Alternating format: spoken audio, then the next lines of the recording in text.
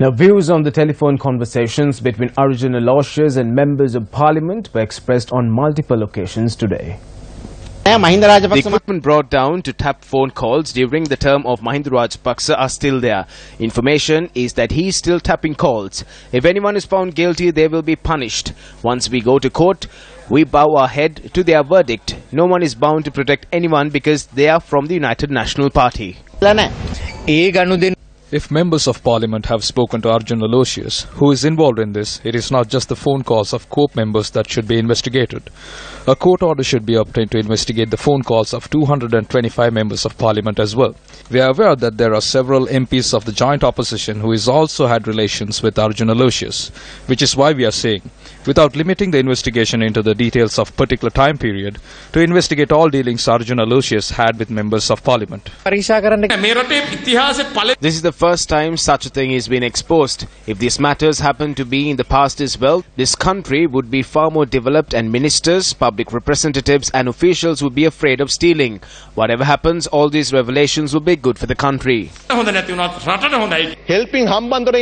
A sum of around 83 million rupees which was received as tsunami funds to rebuild the lives of those displaced in the tragedy was found in the Helping Hambantota bank account in the Standard Chartered Bank. It is the government responsibility to find out what happened to that money. The investigation wasn't just swept under the carpet. At the time, Mahinda Rajapaksa filed a fundamental rights petition at the Supreme Court stating that attempts are being made to arrest him. The Chief Justice at the time, Sarathen Silva, issued a verdict stating not to arrest him, and he publicly apologized for sending someone who deserves to be sent to prison to the palace. If the Chief Justice himself who issued the verdict is saying this, I believe this investigation should be reopened.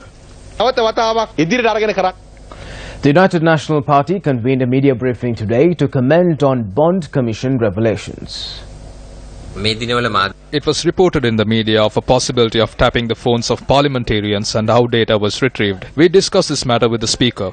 We are of the stance that under parliamentary privileges, MP phones should not be tapped.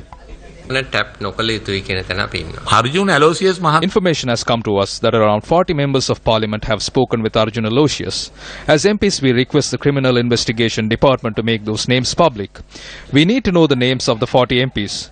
It is reported around 70 calls were made from temple trees the night Tajuddin was murdered. To whom were these calls made? The CID has not reported it to court. The CID has identified WhatsApp and Viber calls made by the MPs. Why are they working in separate ways? They must produce the report to court which reveals the calls made from temple trees and from what chamber it was made the night Tajuddin was killed.